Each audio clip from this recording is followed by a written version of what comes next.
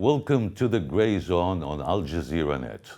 In this first of a two-part interview, we speak with Rear Admiral Norman Haiz, former Director of Intelligence at the U.S. European Command and a senior figure in American military intelligence.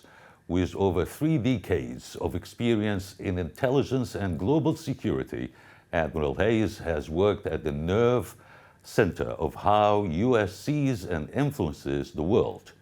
Today, we go beyond sanitized language and ask hard questions. What is happening in Gaza is not just humanitarian crisis. It increasingly fits the definition of genocide. So why has the United States continued to enable it? And how can Washington claim to support peace while backing a deal between Trump and Netanyahu that excludes every Palestinian voice? We also tackle the strategic fallout of these contradictions, how they play into the hands of China and Russia, how U.S. credibility is collapsing in global South, and how the double standards extend from human rights to nuclear weapons policy. Finally, we look inward. What is really happening inside the U.S. intelligence system? Is it diverse enough to understand the world it claims to monitor? Or is it trapped in its own ideological echo chamber? This is a rare chance to hear from someone who has been on the inside and is willing to speak with clarity. Admiral Norman Haiz, thank you so much for talking to Al Jazeera. Thank you so much for having me. Admiral Haiz, many legal experts now describe Israel's campaign in Gaza as genocide. From your perspective, do Israel's action, including bombing, displacement, and deprivation, fit that definition? Oh yeah, it fits it to a T. There's no leeway left or right, up or down. The actions that Israel is taking now in Gaza are ones which are directly relatable to genocide. You can look through history and get any one of the many references that are available there, and they will have the exact same things that are going on, that we have going on in Gaza at this moment in time. So without a doubt, it's very easy to be able to understand that. And it's not disputable in any shape, form, or fashion. A ceasefire has just been signed. Does it mark a genuine step towards peace or merely a tactical pause? What signs would indicate it could lead to lasting stability, and what core conditions would be needed to turn this truce into a just peace without sacrificing Palestinian statehood? Is that balance even possible today? Well, I don't think we're going to sit down and people are going to end up being reasonable, that you get any kind of peace. And any peace that you combat action is going to be tenuous and very easy to disrupt. You need to be able to have a meeting of people who will consider themselves equals. We have to change where we are in this world. We're from a society that they're the big guys and the little guys. Mm-hmm. And the little guys get crushed and the big guys move forward. Now that's happened through time. The world is changing. And that particular aspect is one in which will ultimately end in failure. You have to be able to have a dialogue with your adversaries, a dialogue with those people that you have good relationships with. You have to have a dialogue. But when you sit down at that table and you meet across that table, you have to say, oh, I'm the big guy and you're the little guy, and I am going to imprint myself upon you. That's what's happened in the past. Mm-hmm. We new direction where I'm not trying to imprint myself on you. What I'm trying to do is bring us together as we sit across from the table. The current situation is one in which both the leaders of the government in in Israel and the leaders of the government in Palestine and the leaders of the government in the United States and in Europe and others consider the old world and not looking toward a new world. And you have got to make a change. I wrote a paper recently. Yeah, I guess I'm pretty proud of the paper. It is about China, United States future, all right, is essentially what it is. But because of the type of humanity we are, we never really think about the future too much. We are always stuck in the present. Mm-hmm. And unless you are thinking not 5 years, not 10 years, not 15, not 20, not 50, all right, century as to what you want to have this world be, you're going to get it wrong, period. Mm-hmm. Mm-hmm. Because every decision that you make becomes a decision that leads you along toward your goals, toward your vision, all right? You make changes as you go along. Those changes are going to invariably happen because the future is unknown. The only thing you can do is try to shape the future toward what you would like it to be. And the decisions that you make every day have an impact on you being able to move in that direction, to be able to get those things done. So if you don't have a vision of the future of what you want your country to be, your neighborhood to be, your city, your county, your state, your country to be, then you have no vision. Yeah. And any decision is a good decision until it's not. Admiral Hayes, Do you I understand want to what I'm build on saying? your answer. I want to build on your answer and ask you this question. We often hear about peace deals and diplomatic frameworks, but the process itself raises deeper questions about legitimacy. How can any deal, like Trump-Netanyahu plan, be legitimate when it excludes Palestinians entirely and even considers foreign rule over Gaza? What would that mean for sovereignty and dignity? If the parties that are involved are not sitting at the table, I don't care if it's a rectangular table, a three-sided table. I don't care if it has, a dodecahedron table, all right? It doesn't make any difference, but everybody that has have put in effort into the game, all right, needs to be sitting at the table. And they need to be able to have an opportunity to be able to voice their concerns and their desires. If you don't have them there, then nothing that you put together has the slightest hope of into some indefinite kind of future, let alone, a shorter period of time. Because of that, it's not going to last. You cannot put someone else over it, all right? We had this conversation, you and I. Mm-hmm. And I said to you, hey, the only way you could have somebody that's an overseer, if you want to look at it, for Gaza is for that individual or group of people to have one concern: Palestinians. Not the concerns of Israel, not the concerns of the United States, EU, or anyone else. That individual would be saying, my singular concern are for the Palestinian people, and everything that I do is to be able to make them have a good life, a better life, and to bring them up, not to press them down. Exactly. That's the only way it can work. And that leads naturally to another long-standing issue, the way resistance is defined and delegitimized. The US once negotiated with the Vietnamese resistance despite labeling them terrorists. Why does it refuse to engage Palestinian factions today?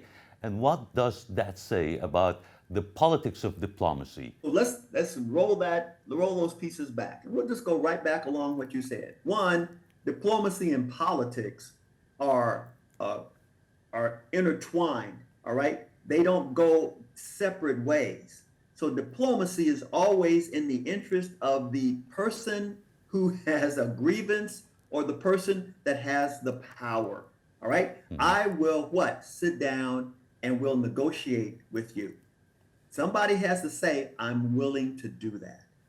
All right. So you can throw out that olive branch as much as you want to. If they reject that olive branch, then nothing happens. All right. So somebody has to say, yes, I'm willing to negotiate. The other person has to say, yes, I'm also willing to negotiate. And you come together to try to negotiate some sort of settlement. Inside of that, all right, politics is the foundation. All right, because people want to get their concerns done. That's political. All right, it may be physical or other things, but in reality, it's a political thing that we have to get through to be able to do it. Because if somebody says, hey man, I don't care about the politics, but I'm going to die, they're ready to negotiate something to allow them to remove the pressure that is being placed upon the entity that is pressuring them. All right. Just go back and look at every one of the issues that happened. All right. And you will see that it's always, hey, I got an upper hand and I want to get this thing solved. And you are getting your butt kicked. And I think you want to get this thing solved, or you want to be able to maintain some independence, for your country or area in that negotiation. So it's always about, diplomacy is always about politics. The situation that we saw in Vietnam was the United States was directly involved in that conflict. They were the guys, they were the instigators of that. Okay. So it was in their best interest to be able to say, okay, I got to get the Viet Cong and the North Vietnamese and the South Vietnamese and the United States sitting at a table so that we can be able to come together to something. So we brought them in. We let them be part of that because, hey, we wanted to see and understand that. The United States isn't part I of totally this. agree with you, Admiral, but in the meantime, don't you think that the United States is a direct party and direct party in that conflict in the Middle East between the Palestinians and the Israelis? I mean, after all, the United States is financing and backing Israel politically and arming them. Well, I mean, the idea is like, again, you could say that for the UK, all right, for the United Kingdom. They are a part of that. But the United States remains to be the biggest ally and the biggest backer of the Israel. Carve out a nation for Israel, all right, the UN played in that. So all of these things that are playing, all right, you got to look at the historical piece of it to be able to understand, hey, when it started and when it finished, all right, or is now continuing to move forward, everybody that ended up playing. So the United States is the guarantor of Israel right now. All right, which they makes are the it a direct guarantor. party. They said that. Which we have said that. All right. So if you think about what happens is that the United States brought Israel and Egypt to the table.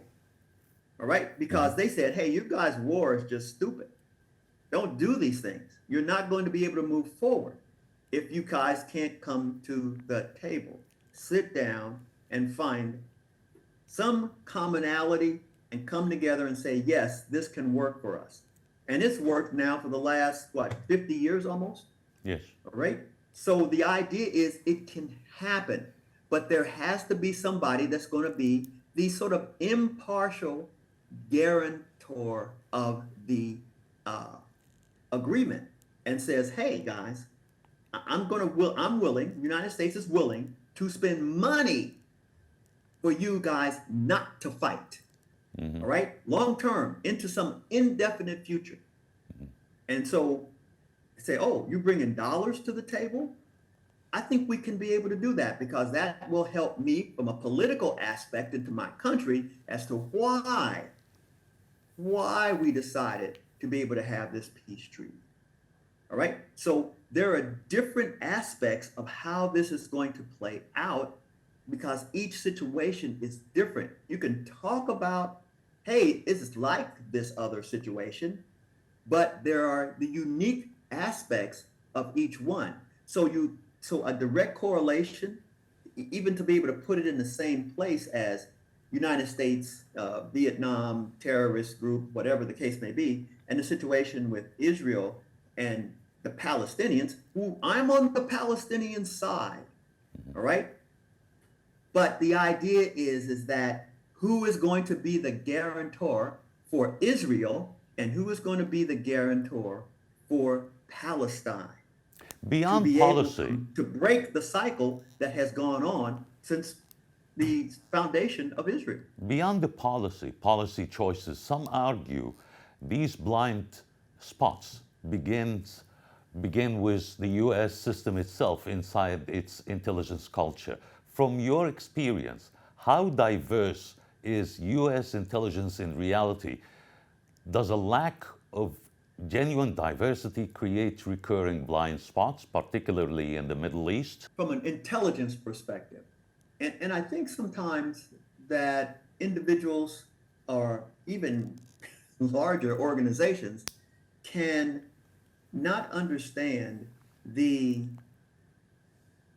what intelligence is and what intelligence represents in its best form, right? So intelligence in its best form is the analysis of information, mostly facts, all right, of that information as to what an entity, a person, a government is going to do, and how they're going to make those decisions as they move forward, so that the country with the intelligence organization, any country with an intelligence organization, can then be able to prepare for the possible consequences of that country's decisions, right? So that's what the key is. The problem that every country has in this world, not just the United States, is being able to understand and want to understand other cultures and how they make decisions in that culture. And if you do not know that, then you can miscalculate the decision that an individual or a group of individuals from that country, what kind of decisions they will end up making, and it can put you at a disadvantage. Having cultural diversity is important for that singular reason, okay? That singular reason. Now, let's talk about the United States. The United States, as arguably at this particular point in time, the most capable country on this planet. And they then will not, all right, allow themselves to be inculcated with other cultures.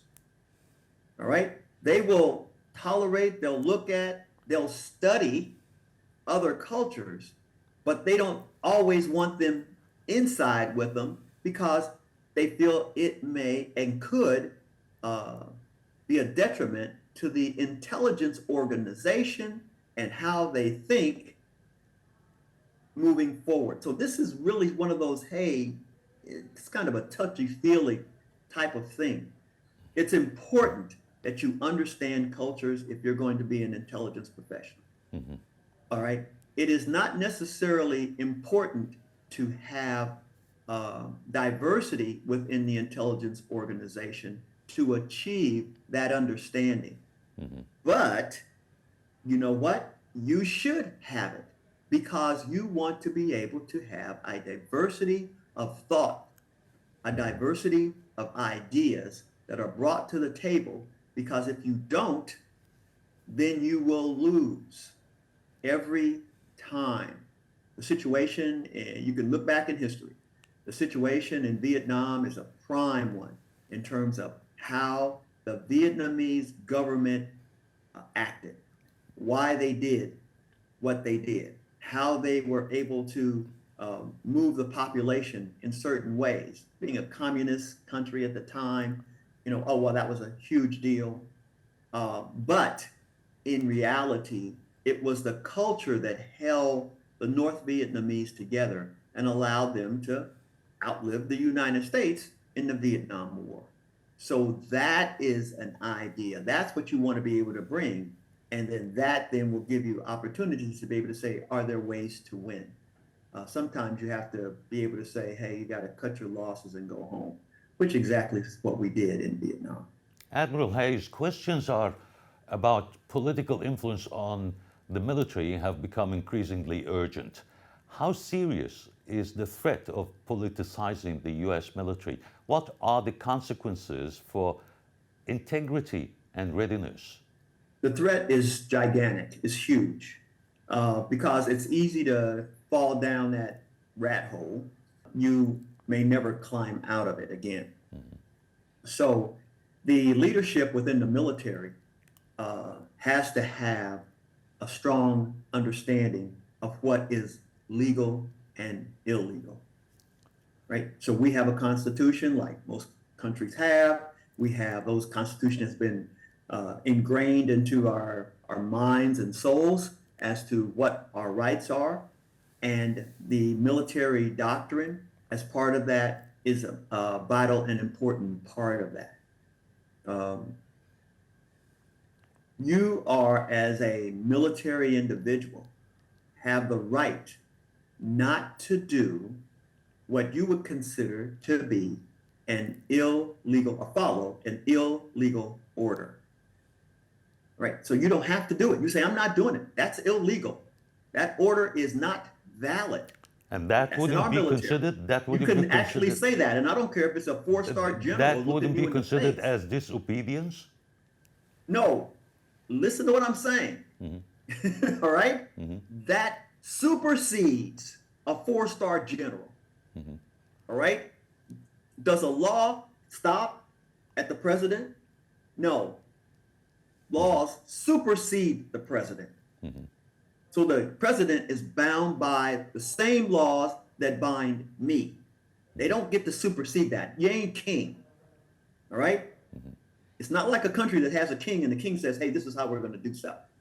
I just decided to change my mind yesterday. That doesn't, you cannot allow that to happen within a democracy or within the military. So where we are is where we have to stay. And I'll repeat this again. If you are a private and a four-star general walks up and tells you to do something that you know is not legal, that is an illegal order, you can respectfully tell them that I am not doing that, that is illegal. Do you realize that that person then has to be charged with something, okay, and has to then go into a military court? All right. And then everything is on display. No, you misunderstood the law. This is what the law really is. Or, wow, hey, Admiral or General, you screwed up. That was an illegal order, and that individual is not guilty of any wrongdoing. Those can be actual outcomes.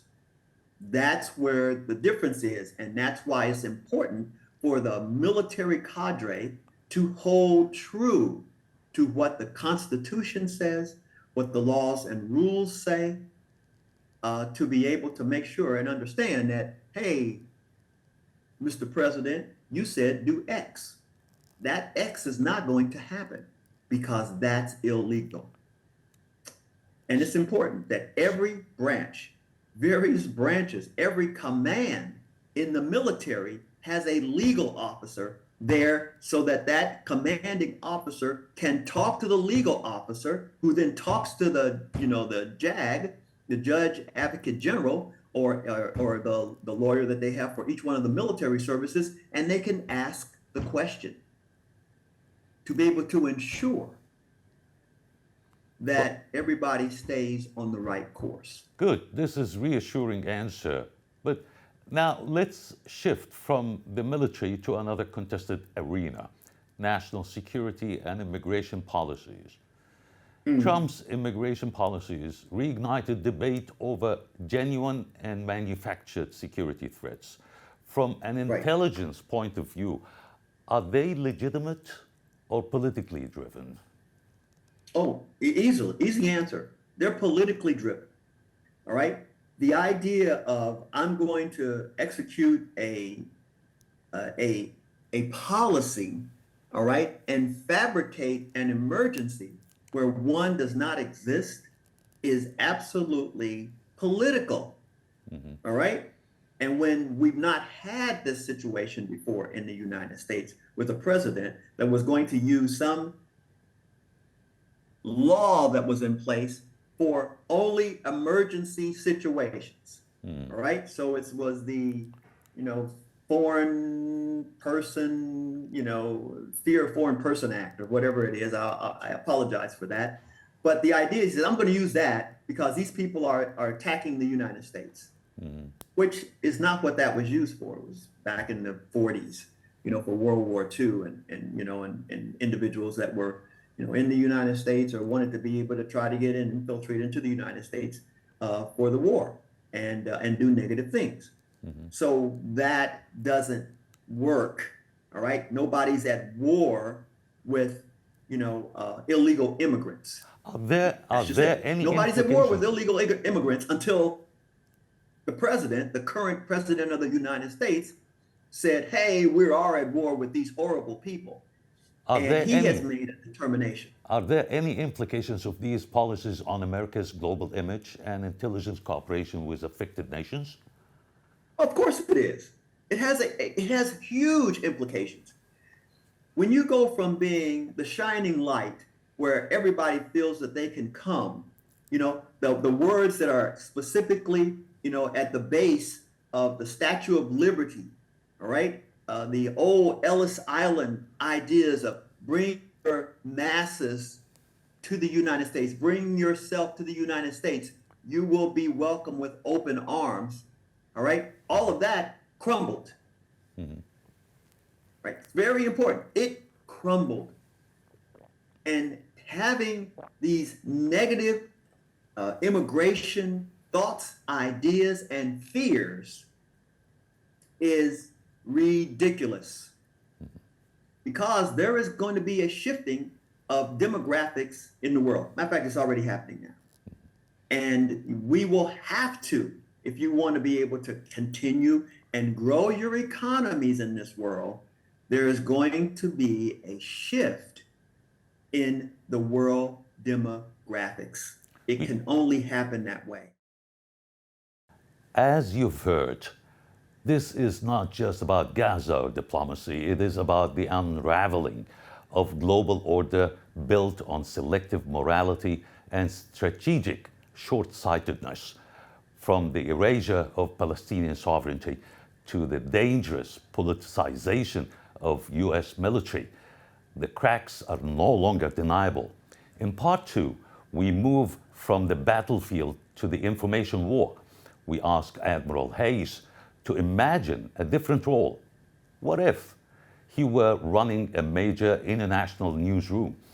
How would a seasoned intelligence officer fight disinformation and protect truth and hold power accountable in today's media's minefield?